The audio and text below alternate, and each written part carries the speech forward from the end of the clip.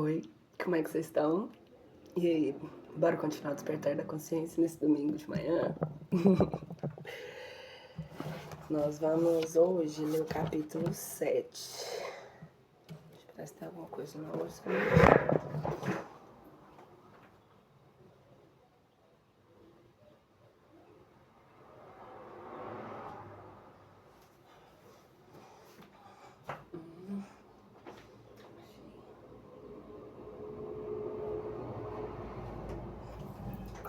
Pronto. Acho que a gente não vai dar mais problemas agora não. Peraí, cadê? Aí.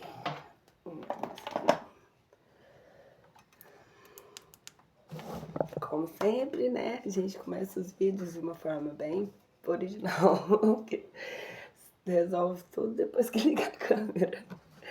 Bom, nós vamos então começar o capítulo 7, não, mil perdões, o capítulo 8, capítulo 7, nós lemos no último vídeo, que nós vamos entrar nas criações mentais, intercâmbio espiritual, pensamento e ação, tela mental e elementais, formas de pensamento. O primeiro tópico, intercâmbio espiritual, pensamento e ação. Dentro de vós está o holocausto, a oblação, o ritual e a magia. Sois deuses, segundo Jesus. Propiciai-vos a vós mesmos o gesto sadio de permitir o crescimento de vossas sagradas potencialidades latentes. Começai por abandonar as atividades frenéticas do campo material, nas quais atordoais o espírito para não vos lembrardes de que ele espera vosso esforço de burilamento. Aprendei a apreender a vossa essência espiritual e, em primeiro lugar, pela orientação do pensamento, a chave da vossa mente, o segredo da vossa evolução. A expressão mais elementar desse processo inicia-se ao ser obtido o domínio do próprio pensamento. Sem esse primeiro passo, nada se fará para chegar a expandir o complexo processo ao desabrochar das potencialidades divinas em vós adormecidas. O homem comum possui uma ideia bastante vaga da existência das criações mentais na própria vida, assim como sua magnitude. Cumpre-se nos conhecer e compreender o processo desse universo que nos dará a chave de muitas portas que se abrem ao infinito, despertando-nos para as realidades sublimes das nossas potencialidades latentes. Os deuses que habitam em nós precisam ser desvelados, dentre eles com o máximo potencial criador, o pensamento. Nos fenômenos das criações e das fixações mentais, convém não nos esquecermos da dupla natureza do espírito, a animal e a espiritual, cujas potencialidades de progresso e de sublimação serão desdobradas durante a sua experiência reencarnatória, e por meio das quais expressará a sua experiência, a sua verdadeira essência, como alma encarnada. Esta, por sua vez, define-se como verdadeira essência.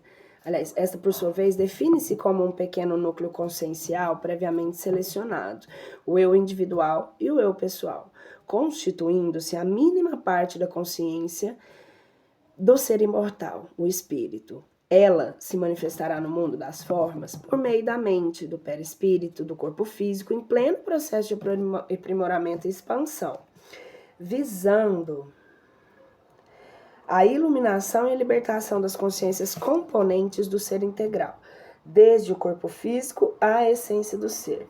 Diante disso, é possível prevermos o resultado dessa parceria físico-espiritual, por cujo intermédio esse multiverso se ampliará. Só um minuto. Perdão, é porque tem um negócio no meu olho aqui, não tá conseguindo tirar. Pode ser, não sei se eu já consegui, acho que tá coçando. Mas enfim, vou voltar a ler um pouquinho aqui, só uma frase. Ela se manifestará no mundo das formas do meio ambiente, do perispírito, do corpo físico, em pleno processo de aprimoramento e expansão, visando a iluminação e a libertação das consciências componentes do ser integral, desde o corpo físico à essência do ser. Eu acho que deu uma alergiazinha. Diante disso, é possível prevermos o resultado dessa parceria físico-espiritual, por cujo intermédio esse multiverso ampliará em uma única existência as possibilidades da concretização de suas metas de autoiluminação, acelerando o seu progresso. A alma encarnada, vivenciando experiências nos corpos animal e espiritual, simultânea, paralela e ininterruptamente, na condição de diretora consciente de sua realidade interna e externa, conduzirá o seu império rumo ao infinito, secundada pelos inúmeros estados dimensionais da vida no ser imortal, sem prejuízo dos progressos já realizados no universo do espírito. No entanto, por desconhecimento de nossa realidade íntima, por nossa inabilidade e inexperiência sobre como administrar harmoniosamente esse patrimônio consciencial, nós criamos como alma personalidade encarnada os deploráveis fatores de desequilíbrios psicofísicos e espirituais.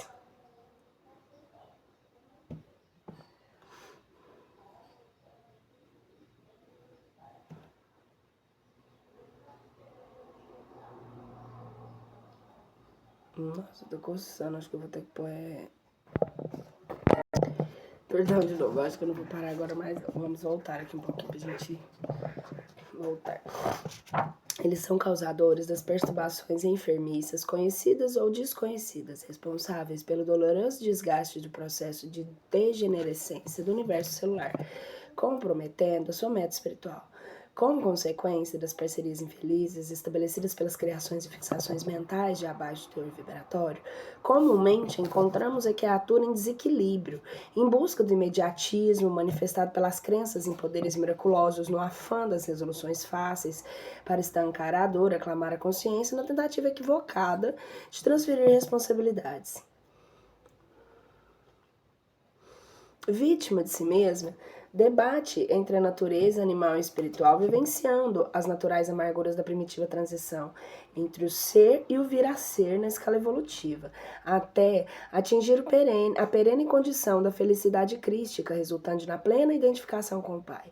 Esquecidos de que a jornada ascensional realiza-se por meio da irrevogável lei de causa e efeito, e para ser legítima, há que se processar as transformações de dentro para fora do ser.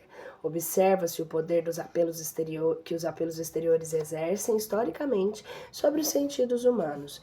Ególatra em sua natureza primitiva, a criatura presa a atavismos ancestrais, dentre eles as práticas exteriores de relação com os poderes espirituais, revela indícios da infância espiritual que ainda persiste no planeta, embora o progresso realizado superstições, amuletos, oferendas, talismãs, sacramentos, enfim, são exemplos todos de uma imatura compreensão de que as almas infantis desenvolvem sobre as leis que regem o universo. Nada obstante, tal comportamento revela os embriões da crença natural em algo além da matéria, ainda que concebida de forma sobrenatural, como inegável realidade da essência divina em nós.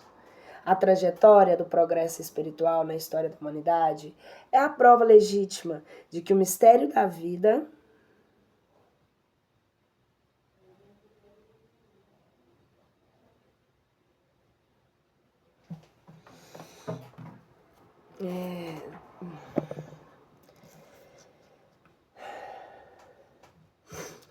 A trajetória do progresso espiritual na história da humanidade é a prova legítima de que o ministério da vida sempre desafiou o espírito em todas as suas fases de ascensão, atestando a inexorável existência do elemento divino, perceptível sobre todas as formas, pelas consciências mais lúcidas nos diversos graus evolutivos.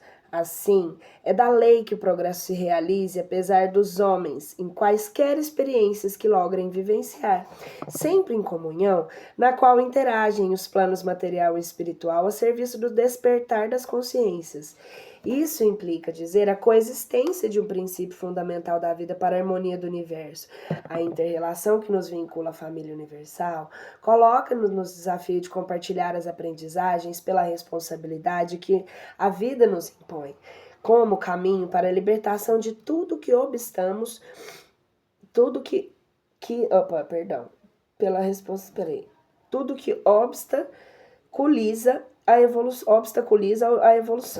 Se já avançamos em compreensão e ajustes diante da lei, é dever consciencial pelo exercício do amor sem restrições que lancemos luzes onde as sombras ainda dificultam o florescimento das bem-aventuranças. como os valores inalienáveis do espírito, verdadeiramente livre. Neste sentido, o espiritismo é a sublime alvorada que a espiritualidade anunciou, o fim do período sombrio de ignorância espiritual, apresentando-nos a vida em plena caridade, para que a luz da verdade se faça o caminho preconizador por Jesus. É preciso se persuadir do que não há para alcançar esse objetivo em palavras sacramentais, nem fórmulas, nem talismãs, nem quaisquer sinais materiais. Revista Espírita, dezembro de 1862. Colocamos essa luz sobre o candeeiro de nossa ignorância. Busquemos elucidar questões que versam sobre as práticas que se utilizam de talismãs, amuletos e de palavras sacramentais, de rituais, enfim, como instrumentos que medeiam determinadas relações com a espiritualidade. Constituem-se indícios de maturidade espiritual que ainda caracteriza a parte expressiva da população terrena. O questionamento que se coloca à luz da doutrina dos espíritos é: por que razão o Pai, em espírito e verdade, desmaterializado pelo Cristo de maneira tão sublime, ainda necessita, a exemplo do bezerro de ouro dos tempos primitivos, de objetos de rituais, de sacrifícios, feitiçarias e outras tantas formas de negociatas com o plano espiritual para atender muitas vezes a interesses escuros e inconfessáveis? Por outro lado, como se realiza a intercessão espiritual em relação a tais práticas, quando, via de regra, nem sempre a ignorância de quem as utiliza está associada à má intenção, embora a maturidade que ainda caracteriza determinados estágios evolutivos nas experiências encarnatórias? E, por fim, quais as consequências para o espírito quanto à responsabilidade diante das leis morais e do progresso? Aí a relevância desse tema reflete-se na questão 553, formulada por Allan Kardec.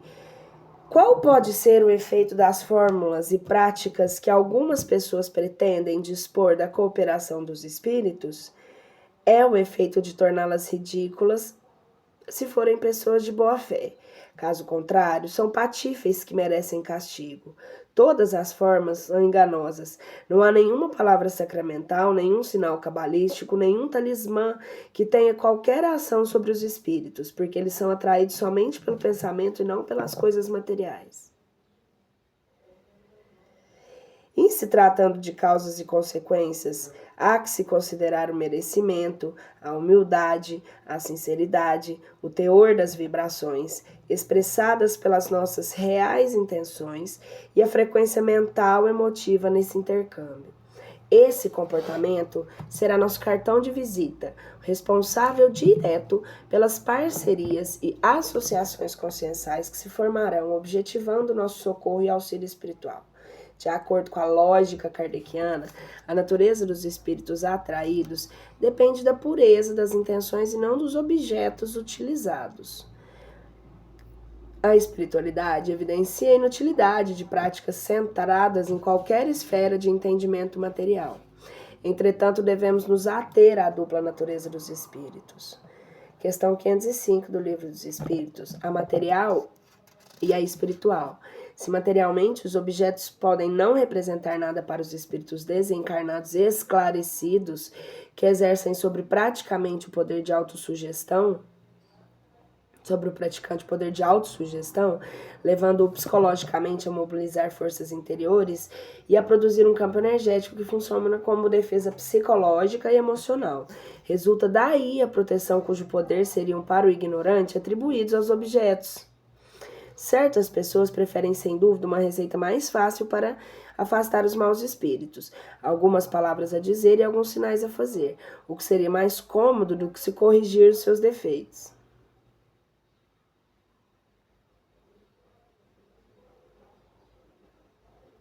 Nossa, fez um sentidão. Então quer dizer que quanto mais a gente se corrige moralmente, menos necessário é a gente colocar esses campos, esses elementais da nossa psicosfera, tanto para transmutação quanto para proteção. Ao entender da Aline, mas a Aline não está aqui para opinar nada, ela é só para ler, mas eu acho que eu entendi. Então, a gente, quanto mais necessário for, quanto mais estudo tiver, quanto mais a gente tiver o entendimento, mais moralmente a gente tiver melhorado, e procurar melhorar os nossos próprios defeitos, menos a gente necessita de elementais de proteção.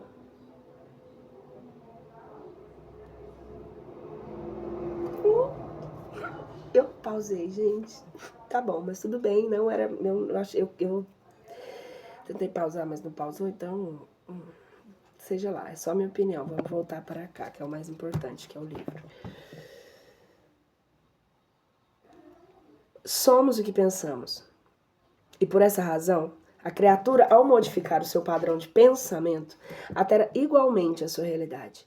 É assim que, pela lei de causa e efeito, acaba por vincular-se às fontes da divindade, atraindo pelo pensamento a assistência dos bons espíritos. Esse é o poder que a luz da codificação, os talismãs, amuletos, palavras sacramentais exercem sobre a criatura que ainda transita pela imaturidade. Da mesma forma, se a autossugestão for de natureza inferior, o processo de causa e consequências será de teor equivalente. À luz do ensino, os espíritos, em se tratando de intercâmbio espiritual, se os objetos nada representam, não se pode invalidar o poder de sugestão que eles exercem sobre a dimensão psicológica do ser humano, induzindo o praticante a colocar-se pela autossugestão em estado de vigilância e de boa conduta pela crença no objeto. Por outro lado, por equivalência de interesses, pode-se colocar inadvertidamente sobre a tutela de inteligências menos felizes, gerando um pesado ônus de experiências futuras. Dessa forma, a influência que os talismãs exercem atuará para operar positiva ou negativamente a mudança do padrão de pensamento, origem das criações mentais e responsável pelos que somos. Entendemos? Que aí a gente se apega àquilo ali e aquilo faz a gente cuidar mais da cabeça da gente. Legal, legal. São estratégias. Nossa, isso é muito massa. Vamos lá. À luz do ensino dos espíritos, peraí, voltamos. O plano de fundo será sempre o pensamento ao qual os espíritos acorrem por lei natural. Suas funções, seu desempenho, seus atributos e características são atualmente o objeto de pesquisa da física quântica e de outras áreas de conhecimento antecipadamente estudados na codificação, como se observa na questão 554 da Lei dos Espíritos.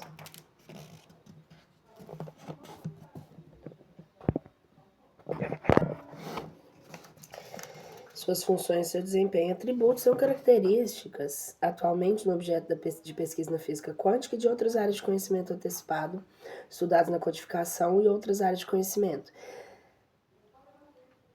Estudados na codificação, como se observa na questão 554.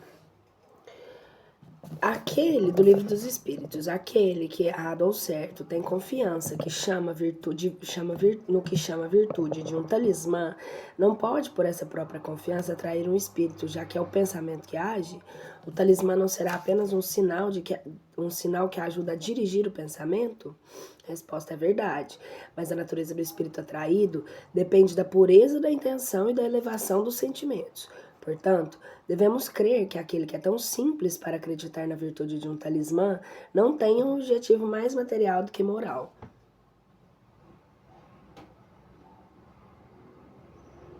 Além do mais, em todos os casos, indica uma inferioridade e fraqueza de ideias que expõem aos espíritos imperfeitos e zombeteiros.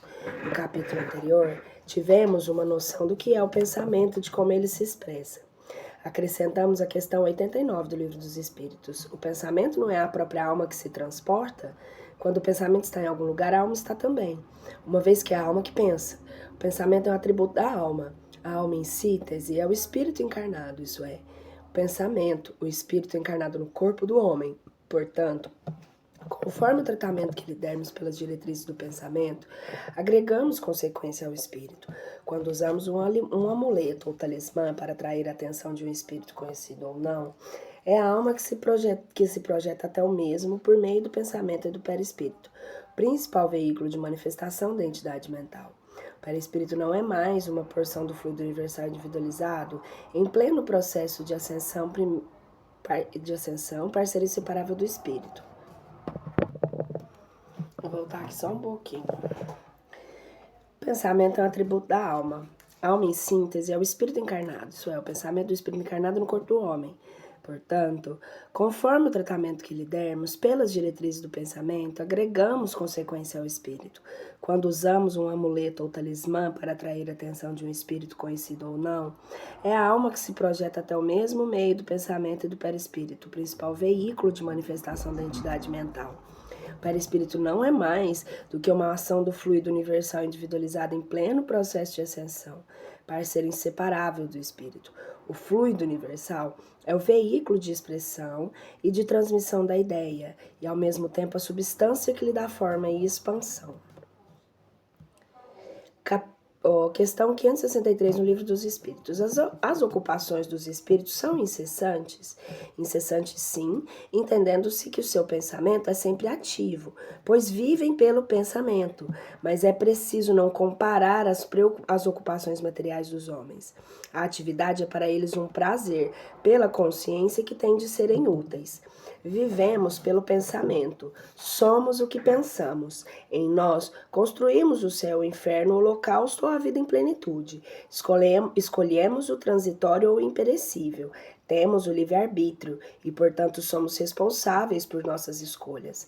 Afinal, somos deuses, co-criadores de nosso universo. Retomando o convite de Ramatiz, aproveitemos com sabedoria as oportunidades que a vida nos oferece para o crescimento de nossas potencialidades sagradas. Não atordoemos o espírito no campo das atividades materiais. Trabalhemos pelo nosso burilamento sem medir esforços, a fim de sermos úteis à vida e às suas infinitas expressões.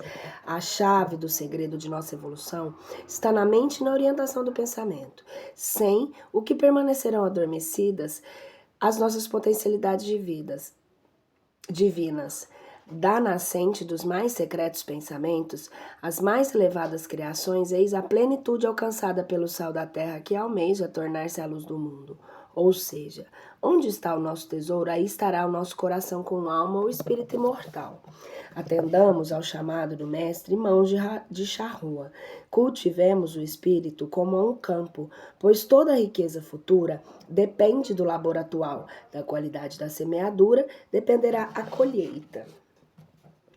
Pode-se ver que pela observação comum, a energia incorpora na energia, fecundando uma existência, que amor faz simbiose com amor, avolumando a esperança. Caridade se eterniza com caridade na manifestação de maior alegria espiritual. Perdão coaduna-se com perdão, mas mais alta fraternidade e a paz encontra com a paz, para que o trabalho se harmonize. Isso tudo é a incorporação de um para com o outro, para a luz da própria vida. Os nossos pensamentos incorporam-se em outros pensamentos idênticos para materializar o que desejamos. Isso tudo é mediunidade em outra esfera, mas é intercâmbio no silêncio da natureza. Tela mental, outro tópico. Sendo os fluidos veículo do pensamento, tenha o homem, por exemplo, a ideia de matar outro. Embora o corpo material lhe conserve impassível, seu corpo fluídico é composto em ação de pensamento e reproduz todos os matizes deste último.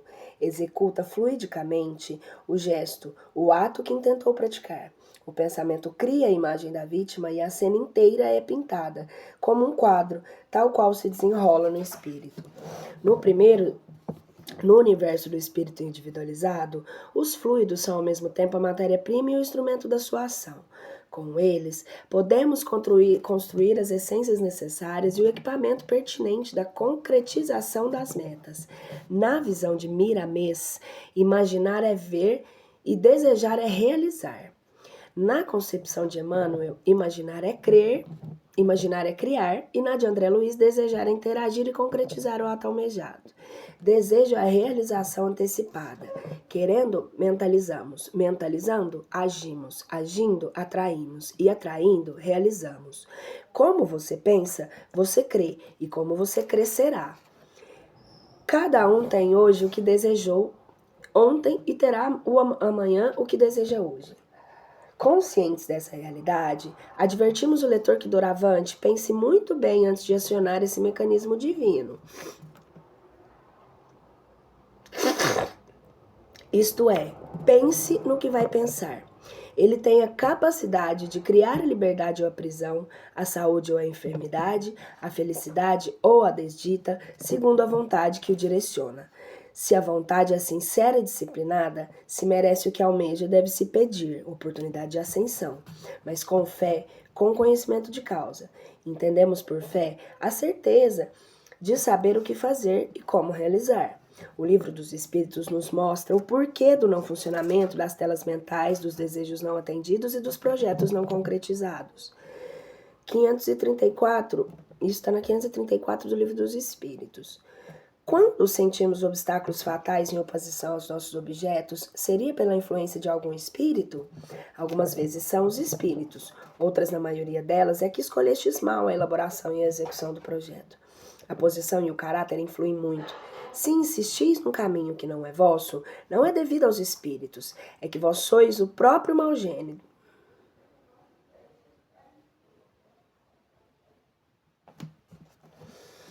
A transformação da natureza íntima, a boa conduta, é o roteiro ideal para que todos os nossos desejos sejam aceitos e satisfeitos.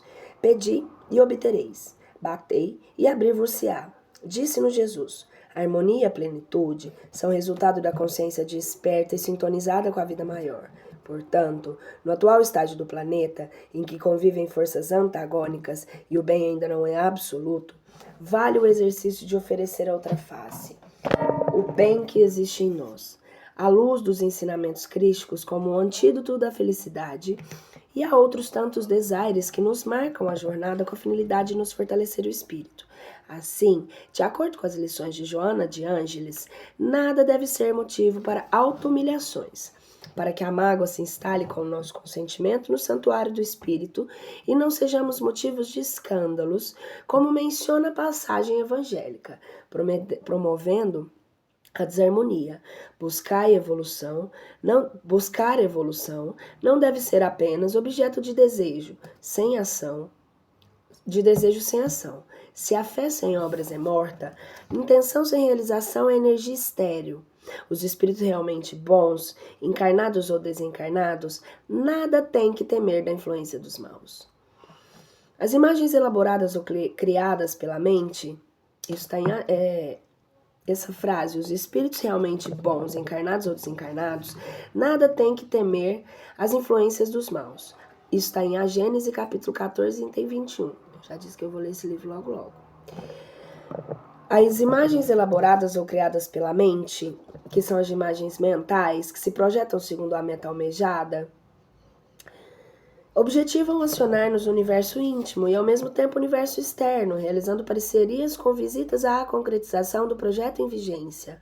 À guisa de exemplificação, vejamos como vibrações em desequilíbrio podem interferir nos projetos mais elevados. Os trabalhos primordiais foram desanimadores, mesmo para os espíritos fortes, onde se congregam hoje vibrações delicadas e nobres. Edifícios de fino valor misturavam-se às notas primitivas dos salvícolas do país às construções infantis de suas mentes rudimentares. A ministra veneranda esclarece que em qualquer operação que venhamos a realizar, seremos sempre a soma de incontáveis entidades, tanto do universo interno quanto do externo, que se misturam segundo as necessidades às mais belas criações. Conhecimento da lei de amor e a nossa obediência às diretrizes traçadas para a evolução e o bem de todos nos proporcionarão a assistência necessária. A inteligência do professor brilhará e se a serviço da incipiência do aluno. Da mesma forma, a virtude do santo se mostrará em seu esplendor divino, se operante frente à carência do objeto de seu desvelo. A lei do contraste e da diversidade se mostra plenamente em toda a criação no esforço coletivo de ascensão. A sabedoria divina e a necessidade se revelam nos menores matizes da vida. A necessidade convida-nos ao trabalho solidário e fraterno, e a sabedoria divina nos auxilia à medida que auxiliamos os mais carentes. Carentes não só financeiramente, tá, gente? Carentes de informação, de sentimentos bons, umas palavras de conforto. Os menos cultos só crescem no contato direto com os mais cultos. Por isso, segundo a essência da recomendação da lei, seremos promovidos conforme promovemos. Tela mental e elementais. Nas retransâncias e ligações sutis dessa túnica eletromagnética que tem o homem que se entraja, circula o pensamento, colorindo-a com vibrações e imagens de que se constitui aí, exibindo em primeira mão as solicitações dos quadros que improvisa, antes de irradiá-los no rumo dos objetos e nas metas que demanda. Aí, temos nessa conjugação de forças físico-químicas e mentais a aura humana, peculiar a cada indivíduo, interpretando-o ao mesmo tempo que parece emergir dele, a maneira de campo ovoide, não obstante a feição irregular, que se configura valendo pelo espelho sensível em que todos os estados da alma se estampam com sinais característicos em todas as ideias que se evidenciam, plasmando telas vivas quando perduram em vigor e semelhança como no cinemágrafo comum. Fotosfera psíquica, entretecida em elementos dinâmicos, atende a cromática variada segundo a onda mental que emitimos, retratando-nos os pensamentos em cores e imagens que nos respondem aos objetivos e escolhas, enobrecedores ou deprimentes.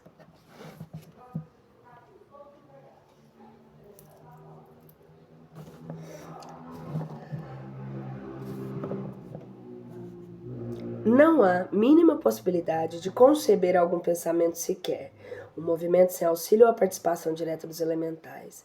No menor movimento de um músculo ou na ação do mais discreto pensamento, ocorrem bilhões de pequenas transformações da estrutura íntima do laboratório mental e, simultaneamente, de todos os seres envolvidos, graças à colaboração imprescindível e constante desses nodos trabalhadores do Cristo. Os elementais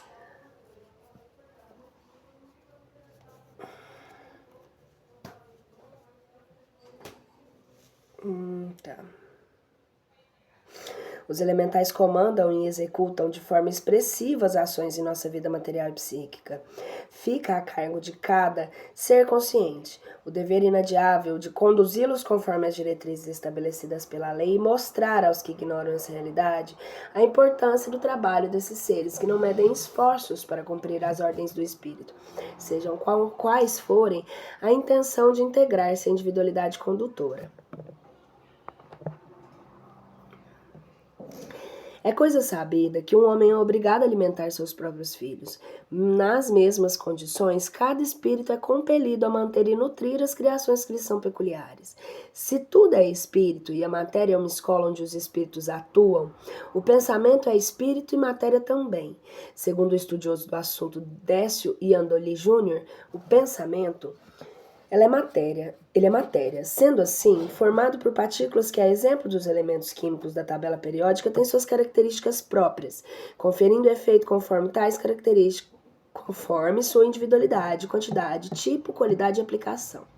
Tais características organizam a psicosfera, ou o halo psíquico, que é a aura, que interfere no corpo físico, trazendo harmonia ou desequilíbrio de acordo com seu emprego. Ainda fazendo um paralelo com os elementos químicos, as partículas do pensamento são manipuláveis e podem compor os elementos de pensamento com um comportamento e trajetórias diversas, de acordo com o quantum da inteligência que os produz. Apesar de vivo, o fluido do pensamento é igualmente passivo diante da vontade que motivou sua origem, que lhe dá a natureza boa ou má. André Luiz, em Mecanismos da Mediunidade, lembra que a ideia é um ser organizado por nosso espírito ou que o pensamento de forma ao qual a vontade imprime o movimento e a direção.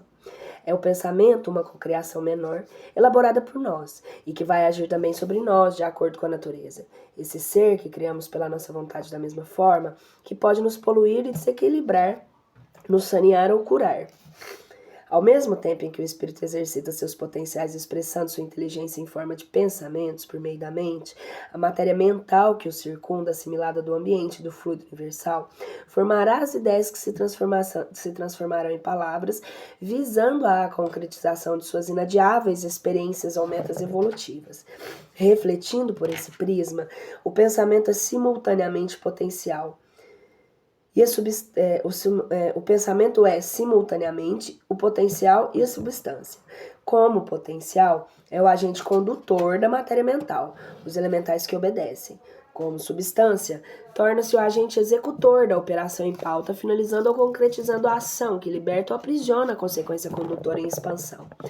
Tudo ficará gravado no éter cósmico, como arquivo vivo viajar no oceano da criação e do amor de Deus, retratando o trabalho intransferível de cada ser, em progresso infinito e transcorrer na eternidade. Conforme não mais ignoram os estudiosos, pensadores do espiritismo, as poderosas sensibilidades etéricas, onde as luminosas disseminadas, e as ondas luminosas disseminadas pelo universo, o fluido universal, enfim, sede da criação, veículo da vida, possui prodigiosa capacidade de fotografar e arquivar em suas indestrutíveis essências, os acontecimentos desenrolados sobre a luz do sol, na terra ou pela vastidão do infinito. A história da humanidade, portanto, estaria arquivada em imagens e sons pelo infinito afora. E como da humanidade necessariamente, a história de cada individualidade particularmente. Rever, portanto, o que passou, rebuscando imagens e cenas fotografadas, ambiências etéricas, não será para um espírito trabalhador tarefa muito rara. Rever cenas do passado e reprogramar a nossa vida não é tarefa simples e fácil de se realizar. Entretanto, onde será possível aquele que pensa por si mesmo, que expressa e aprimora o poder incondicional, parceria com almas afins, isso é, um coração cujas mãos operosas e incansáveis trabalham auxiliando seus semelhantes em todas as situações. Ramatiz relata como viveu as cenas da vida de Jesus pura para poder narrá-las no referido livro. Alguns quadros ou configurações de sua infância, adolescência e maturidade, podemos revivê-los recorrendo aos arquivos ou registros etéricos, fruto das vibrações das ondas de luz, que é o éter ou a caixa dos orientais, que fotografa desde o vibrar de um átomo até a composição de uma galáxia. Compreende-se pela experiência de Ramatiz o significado atribuído à nuvem de testemunhas, citada por Paulo de Tarso, considerando que a base estrutural do fluido universal se compõe de consciências elementais, iniciando sua escala ascendente. Faça imprescindível o exercício diário dos atributos que já dispomos como os espíritos individualizados, no sentido de expandir o nosso universo de ação por meio da aquisição de outras potencialidades, com o intuito de ampliar e sublimar constantemente as nossas ações. Para que esse empreendimento se concretize com celeridade, contaremos com o auxílio e o amparo incondicional dos nossos orientadores, além da dedicação, sustentação e fidelidade inquestionável dos irmãos orientados. Essas duas forças divinas sempre se revelarão nos meandros da nossa vida, proporcionando-nos todos os meios lícitos possíveis a fim de superar, transcender quaisquer dificuldades. Formas pensamento. Há uma expressão não citada que chama ipsis literis, em O Livro dos Espíritos, conhecida atualmente no vocabulário espírita como formas pensamento. Deter-nos-emos pela uma análise mais cuidadosa. Simulando um conceito numa fórmula, teremos vontade mais pensamento, material e mental, igual a forma pensamento. Parafraseando a questão do Livro dos Espíritos, a questão 89, o pensamento é um atributo do espírito, ou seja, o pensamento é o próprio espírito que se transporta para o local da ação. Quando o pensamento está em algum lugar, o espírito está também, uma vez que é ele quem pensa. O meu pensamento se encontra aí. Aí estou, afirmava Sócrates. Onde está o seu coração, localiza-se o seu tesouro, disse-nos Jesus. Aquilo que vivo, sou, estabeleceu Confúcio. Analisemos, buscando o espírito da letra, o que dizem essas entidades venerandas a respeito do tema. Modelamos nossa alma,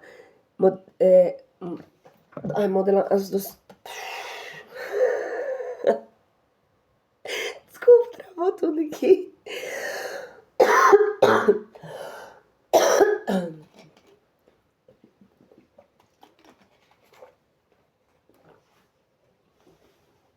Vou tirar tudo.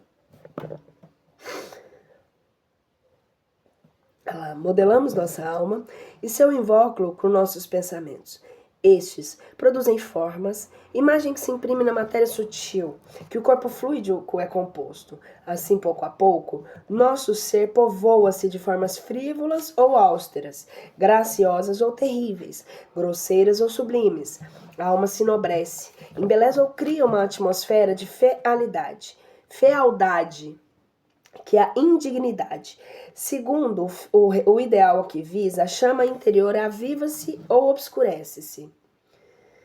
Tanto a matéria mental originária da união das consciências elementais, componentes da matéria elementar, como a matéria potente da estrutura da energia universal, são passíveis de influenciação mental emotiva, exteriorizadas pela consciência humana, por meio dos valores intelecto-morais. Enquanto a vontade não abraçar por completo a mente e se transformar em pensamentos e ações, nada haverá, afirmou Miramês em Horizontes da Mente. Quando agimos, interagimos com as consciências e frequências do contexto que ora experienciamos novas evoluções, sejam enobrecedoras ou não. O pensamento e a vontade são para os espíritos o que são para as mãos para os homens, asseverou Allan Kardec em A Gênese. É por meio desse duplo mecanismo que agiremos na estrutura dos fluidos rarefeitos ou condensados, alterando as suas propriedades dentro dos limites traçados pela nossa inteligência e por nossos valores morais. Os fluidos espirituais, que constituem um dos estados do fluido cósmico universal, são, a bem dizer, a atmosfera desses seres espirituais, o elemento de onde eles tiram os materiais sobre si aos quais operam, o meio de onde ocorrem os fenômenos especiais perceptíveis à visão e à audição do espírito, mas escapam aos sentidos carnais, impressionáveis somente à matéria tangível, o meio onde se forma a luz peculiar ao mundo espiritual diferente pela causa e pelos efeitos da luz ordinária. Finalmente, o veículo do pensamento como ar é o do som. Os espíritos atuam sobre os fluidos espirituais, não os manipulando como os homens manipulam os gases, mas empregando o pensamento e a vontade. Para os espíritos, o pensamento e a vontade são o que é a mão para o homem. Pelo pensamento, eles imprimem aqueles fluidos de qual e qual direção os aglomeram, combinam ou dispersam, organizam com eles conjuntos ou que apresentam uma aparência, uma forma, uma coloração determinada, mudam-lhe as propriedades como um químico muda dos gases de outros corpos, combinando-os segundo certas leis. É a grande oficina do laboratório da vida espiritual. Algumas vezes, essas transformações resultam de uma intenção, outras vezes são produtos de um pensamento inconsciente. Basta que o espírito pense alguma coisa para que ela se produza. Como basta que ele modele uma área para que ela repercuta na atmosfera. Cabe ao espírito desejoso do saber operante o dever impostergável e intransferível de concretizar-se dessa realidade para nela operar a charrua, como trabalhador da última hora, que afinal do dia apresentou ao Senhor da vinha o justo resultado dos seus esforços, agradecidos pela oportunidade de confiança nele depositadas.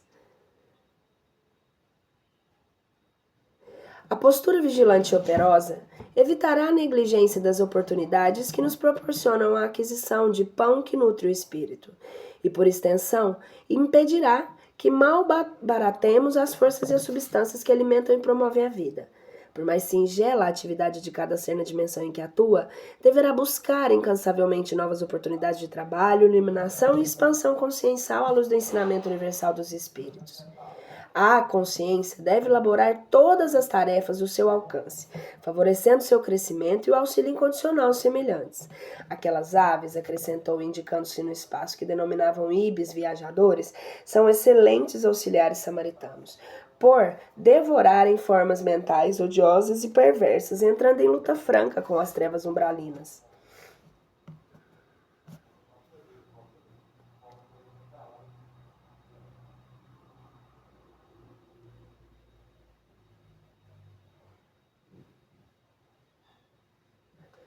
Se eu tenho uma mente que consegue, eu vou tentar.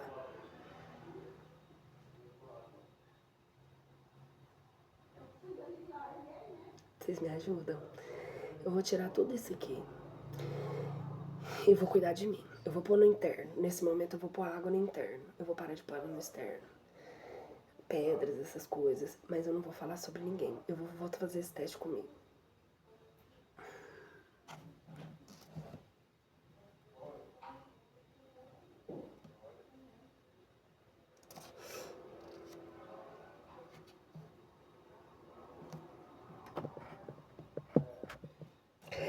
Nada é inútil na obra gerada e gerenciada pela paternidade cósmica. Todos os seres têm a sua função no concerto da Sinfonia Universal.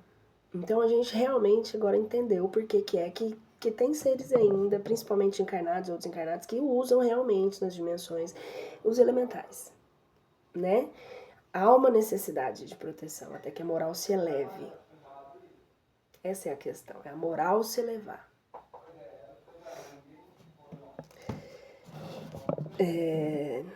Unindo a moral no pensamento. Se você melhora o seu pensamento, você melhora a sua moral, né?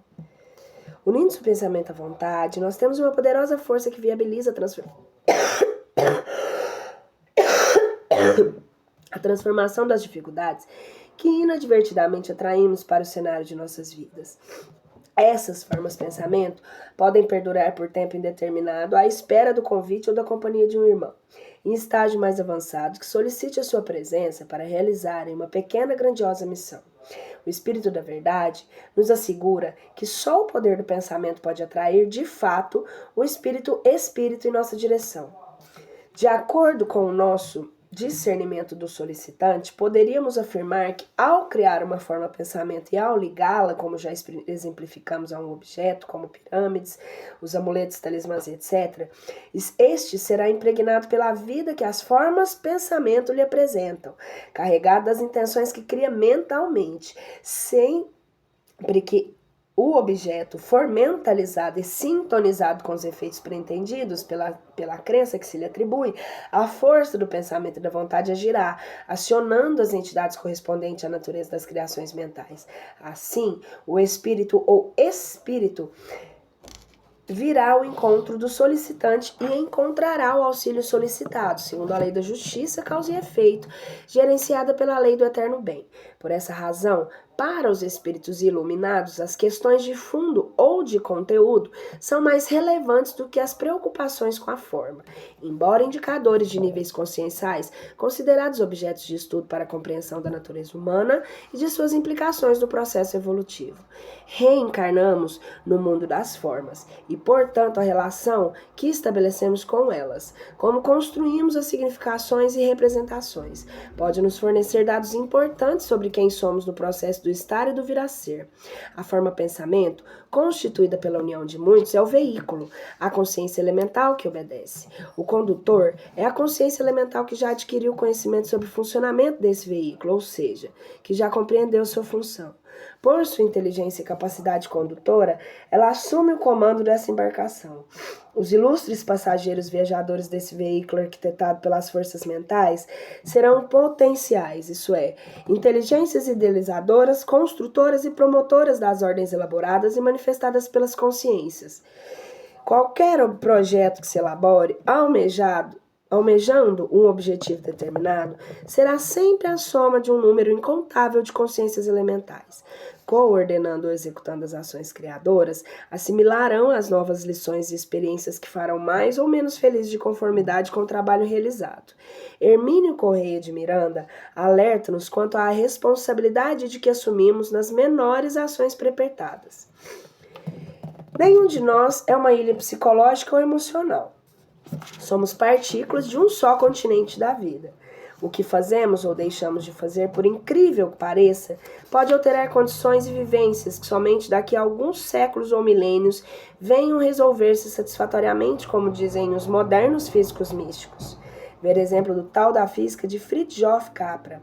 Os movimentos aparentemente imperceptíveis do nosso minúsculo átomo individual, pois somos partículas de consciência, acarretam movimentos correspondentes no próprio cosmos, no qual estamos integrados. De uma forma ou de outra, se agirmos bem ou mal, criamos naquele diminuto espaço nosso uma perturbação, uma acomodação no universo, como um todo, para o ser humano que o experimenta quanto da chamada consciência cósmica. Um estado semelhante ao êxtase que suscita no ser humano a certeza dessa participação e integração no todo. As fragmentárias descrições e depoimentos que temos a respeito nos dão conta de uma sensação de perfeita identidade global, como se o indivíduo fosse o universo inteiro e não apenas um átomo consciente. Cada ser, não importando o estágio evolutivo em que se encontre, ante as oportunidades de aprendizado que lhe são proporcionadas no processo sensorial, escalará obrigatoriamente os infinitos tangíveis conscienciais da criação. Durante sua trajetória, permanecerá interligada a todo o contexto da tarefa vivenciada e envolvido com ele. Receberá, por conseguinte, os benefícios ou malefícios dessa aprendizagem conjunta. O exercício da caridade operante como força de ação e transformadoras, seja por meio da ação fraterna ou exercitando a obediência das responsabilidades, proporcionar-nos-á um estado luminoso. Diante disso, quer criamos os elementais orientadores e executadores de futuras ações, ou promovamos as consciências instintivas existentes do universo psicofísico como embriões dos sentimentos e das inteligências, dinamizaremos o processo evolutivo, ampliando o universo das virtudes, os verdadeiros potenciais do cidadão universal. Dessa forma, expandiremos a nossa individualidade moral e espiritual por meio de ações que objetivem a promoção de ovelhas em nosso aprisco e a especialização das que virão de universos paralelos pelas portas dimensionais, entidades orientadoras, chamadas de centro de força, chakras, centros vitais, etc.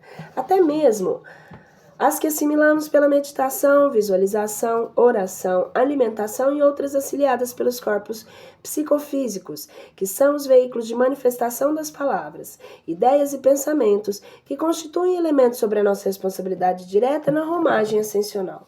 A responsabilidade que assumimos para com esses operários encarregados da organização e execução da boa obra coloca-nos na condição de co-criadores conscientes. Eles estarão disponíveis, comandando ou obedecendo às idealizações que elaboramos, desde que os objetivos sejam a harmonia e o progresso geral. Quando criamos algo por ação consciente ou não da vontade, assumimos um compromisso inalienável com os elementos envolvidos. Descartar posteriormente esses elementos não será uma atitude sintonizada com a harmonia do universo. Se tudo é espírito no santuário da natureza, isso é válido tanto em relação ao micro quanto ao macrocosmo. Por exemplo, em se tratando no universo de ação, desde o mais íntimo pensamento até a alimentação que deixamos no prato, todo desperdício, todo excesso e uso inadequado de energia criadora e mantenedora da vida, esses desvirtuamentos em todos os níveis e estágios, será de nossa inteira responsabilidade. Temos que prestar contas desse patrimônio a nosso confiado. Em primeiro lugar, ao tribunal de nossa própria consciência. Em segundo, a consciência cósmica representada por todos os seres da criação. Tudo é espírito, substância, que transmutando-se em força de trabalho é energia. A energia coagulada é matéria. Esta, ao dissociar-se, ascende para a energia psi e vai constituir o espírito.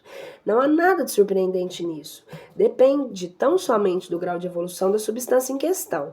Em síntese, existe apenas um elemento original, que são questões de 29 a 34 do Livro dos Espíritos.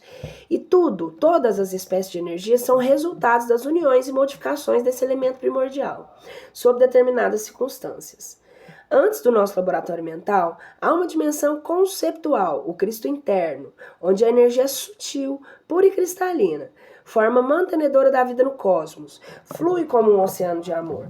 É um comportamento por cujo intermédio surge essa energia em pequenos pacotes, quanta, de acordo com as nossas intenções e capacidades. Essas forças, imanentes na mente cósmica, emanadas da mente crística ao encontro de mente humana, atendem e realizam o que se desejou na medida exata da fé, do esforço bem direcionado e da fidelidade de cada ser.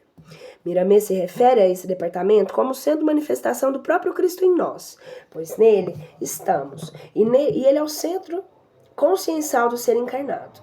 O autor espiritual esclarece que o patrimônio intelecto-moral adquirido emerge desse setor. Esse Cristo é o desabrochar de todas as divisões da consciência formando uma só unidade. É a voz de Deus que ressoa dentro da alma como amplificador e transmissor para todos os nossos sentidos. Esse fenômeno se dá à semelhança de um superreceptor, amplificador e transmissor da alta fidelidade, criado pela força das ideias convergentes que estão sendo elaboradas. Desta forma, atrairemos os pacotes energéticos das substâncias nutridoras nas mais sublimes criações. Assim que se aproximam do nosso mundo mental, começamos não só a interagir com outras formas de pensamento existentes em nós, mas também com as de outros seres que pensam, sentem ou animam semelhantes criações em seu universo mental e emotivo. Quando nos predispomos à realização de um objeto, uma infinidade de outras ideias se associam às nossas. Por meio desse processo de contínua interação e permuta, passamos a nos comportar como uma grande entidade, em que todos os seus componentes pensam, sentem e agem na mesma frequência de atuação. Conduzidos pelas diretrizes da lei, lograremos fácil acesso a uma fonte de recursos inesgotáveis, que nos favorecerá o processo de autoiluminação. Reportemo-nos a dificuldade que o governador de nosso lar defrontou para estabelecer o processo de alimentação nessa colônia espiritual, demandando auxílio de 200 especialistas de um plano superior para a concretização do interno. Munidos de força moral, ser-nos-á facultado promover ações similares a benefícios de nossos irmãos de jornada, carentes de maior discernimento. Auxiliarmos-nos eficazmente na ação organizadora e integradora da sua consciência, que muitas vezes se encontra torturada pelo processo de fragmentação ou dissociação parcial da realidade. Ramatiz nos traz um exemplo desse mecanismo em ação. A mensagem do profeta, do médium ou vidente, é endereçada à essência que adormece no centro consciencial do ser manifestado, seja qual for seu grau de evolução aparente. Funciona como toques energéticos capazes de provocar pequenas reações e, sejam elas conscientizadas ou não, gravam-se com textura profunda do ser vivente com pequenos esforços vibratórios, capazes de futuramente influir na eclosão do potencial ignorado em repouso no recesso profundo do ser.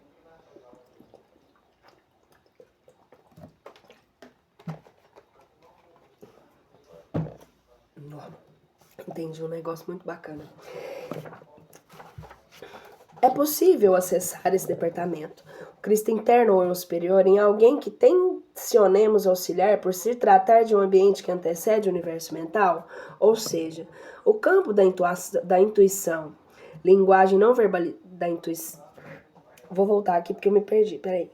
É possível acessar desse comportamento, que é o Cristo interno ou eu superior, em alguém que tensionemos auxiliar, por se tratar de um ambiente que antecede o universo mental, ou seja, o campo da intuição, linguagem não verbalizada. Isso porque, segundo Emmanuel, automaticamente transferimos estados de alma para aqueles que nos ouvem, toda vez que damos forma a emoções e pensamentos com recursos verbais. É uma verdadeira transfusão de alma. Aqui chamamos mediunidade de alma a alma, de consciência a consciência. Com esse mecanismo, podemos sugestionar o assistido na elaboração de novas ideias e pensamentos enobrecedores, conforme os ideais do Cristo de Deus em espírito e verdade. Isso ocorre porque instintivamente a nossa palavra está carregada de nosso próprio espírito, ou melhor, insuflamos os nossos sentimentos em todos aqueles que prestem atenção. No entanto, é aconselhável muita prudência e trato com os semelhantes, proporcionando-lhes o que gostaríamos que nos fizessem. A semente lançada germinará à luz da vivência exemplificadora que nos semeou. É fundamental que coloquemos na posição de quem desejamos auxiliar, interrogando-nos sinceramente sobre o que faria Jesus se estivesse em nosso lugar, pois tudo o que fizemos a um desses irmãos mais pequeninos é a ele mesmo que estamos fazendo. A vontade, exercendo-se fluidicamente, desafia toda a vigilância e todas as opressões, opera na sombra e no silêncio, franqueia todos os obstáculos, penetra todos os meios, mas para que produza efeitos totais, é um mister numa ação energética poderosos impulsos, uma paciência que não esmoreça. Assim, como uma gota d'água cava lentamente mais dura pedra, assim também um pensamento incessante e generoso acaba por se insinuar no espírito mais refratário. Pode-se mesmo, por um impulso regular e perseverante da vontade, agir à distância sobre os incrédulos, sobre os sépticos e sobre os maus, abalar a sua obstinação e atenuar o seu ódio, fazer penetrar um raio de verdade no entendimento dos mais hostis. Eis aí uma forma ignorada de sugestão mental dessa potência invisível de que se servem à torta e à direito, mas que, utilizada no sentido do bem, transformaria o estado moral das sociedades. A consciência da responsabilidade nos convida a realizarmos com lucidez e êxito desejados a tarefa inadiável que há muito nos foi confiada. No silêncio dos nossos mais humildes exemplos, Mesmo no diminuto espaço em que atuamos por amor ao Cristo, em plena integração com a consciência cósmica, podemos influenciar a partir de nossa conduta moralizada toda a extensão do cosmos interno e, proporcionalmente, o meio externo também. Quando te reúnes com um grupo de almas afim, o éter cósmico que te interpreta como vida por bênção de Deus, grava o que pensas e fotografa o que sentes, guardando na consciência uma cópia e viajando com a outra em todas as direções do infinito, para mostrar ao centro da vida maior o que fazes da vida pela vida, sendo assim como negar o que somos. Diante dessa realidade, enfatizamos o cuidado que devemos ter antes de pensar, sentir, falar e agir. Quem pensa, interage e cria a dimensão de afinidade que lhe é própria, vinculando-se naturalmente à sua própria criação, sendo aprisionado e impulsionado na escala de evolução. Querendo, mentalizamos. Mentalizando, agimos. Agindo, atraímos. Atraindo, realizamos. Todo desejo na essência é uma entidade tomando a forma correspondente. O pensamento é vivo depois de agir sobre o objetivo que se endereça e reage sobre a criatura que o emitiu, tanto em relação ao bem quanto ao mal. Em nosso íntimo, a liberdade de escolher é absoluta. E depois da criação mental que nos pertence, e nos reconhecemos naturalmente sujeitos a ela. Neste sentido, podemos dizer que a maioria das entidades que chamamos de obsessores, quando se manifestam nas reuniões mediúnicas, são formas pensamento criadas, na maioria das vezes, pelos próprios médiuns. Uma só forma pensamento que se manifeste é formada por uma infinidade de seres menores, com vontade de vida própria.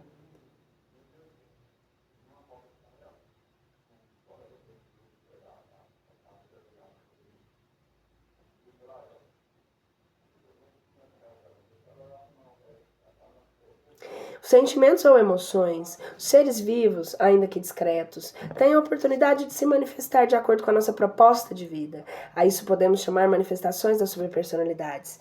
Em Amor Imbatível, em Amor, Imbatível Amor, de Joana de Ângeles, Joana de Ângeles afirma que uma onda inferior é uma subpersonalidade e acrescenta: as fragmentações das subpersonalidades são um temperamento explosivo, marcante, dominador e etc. Em Dias Gloriosos, esclarece-nos acerca do processo de autoobsessão. Essas entidades são criadas ou constituídas por consciências elementais e cada uma com a sua função e atuação no universo mental fora dele, segundo o conhecimento e a intenção de quem os conduz. Elas podem sanear, perturbar ou perturbar o ambiente em questão. Como podem auxiliar em reuniões mediúnicas? Como expliquei, podem se classificar as famílias dos elementais de acordo com os respectivos elementos. Juntos ao ar, por exemplo, temos a atuação de silfos ou docílfides, que apresentam em estatura pequena, dotados de intensa percepção psíquica. Eles diferem de outros espíritos da natureza por não se apresentarem sempre com a mesma forma definida permanente. São constituídos de uma subsistência etérea absorvida dos elementos da atmosfera terrestre. Muitas vezes apresentam-se como sendo feitos de luz e lembram pirilampos ou raios. Também conseguem se manifestar em conjunto com um aspecto que remete aos efeitos de aurora boreal ou do arco-íris. As ondas que criamos se juntam a outras e se ampliam imensuravelmente. Conforme sua dimensão, poderão dar origem a conflitos de amplitude incalculável dentro ou fora de nós, ou a um belíssimo processo de autoeliminação. Muitas guerras bélicas fratricidas tiveram sua origem nas guerras particulares internas ou externas que travávamos conosco. A maioria das vezes foram precedidas por conflitos entre semelhantes que usaram suas formas pensamentos desarmônicas como armas de agressão, entrechocando-se com a subpersonalidade dos seus adversários. Guerras existem em variadas dimensões, desde as íntimas, nas quais destruímos uma infinidade de seres em nós, quer sejam orgânicos ou psíquicos, até as externas entre dois ou mais seres, entre países ou etc. Como exemplo, basta recordarmos o sistema imunológico agindo em nossa defesa por essa razão. Jesus nos recomendou vigiar e orar. Em síntese, opera-se nessas manifestações mentais não só a criação de uma forma de pensamento a partir dos elementais menores, mas também a criação ou especialização de um elemental que coordena determinada criação. As formas de pensamento tendem a agrupar-se e a agregar-se como um cacho de uvas. Tome um cacho de uvas, arranque as uvas e terá um arranjo de raminhos e indo em todas as direções. as direções. Conforme se aproximam no ramo central, eles vão ficando mais grossos e fortes. No final, tem-se um ramo principal. Em reuniões de estudo, quando os pensamentos de muitos convergem para um ponto comum, visando um objetivo qualquer, nascerá uma forma de pensamento de grande amplitude, uma entidade elemental. Outra mais experiente se tornará responsável por essa infinidade de seres menores, transformando-se numa consciência que manifestará como se fosse uma entidade espiritual, independente, com vontade e consciência próprias. Baseamo-nos nesta abordagem em nossas próprias experiências ao presenciar tais manifestações e dialogar inúmeras vezes com essas entidades elementais, em reuniões de estudos, pesquisas, objetivando compreender o ser integral que somos em busca da conscientização.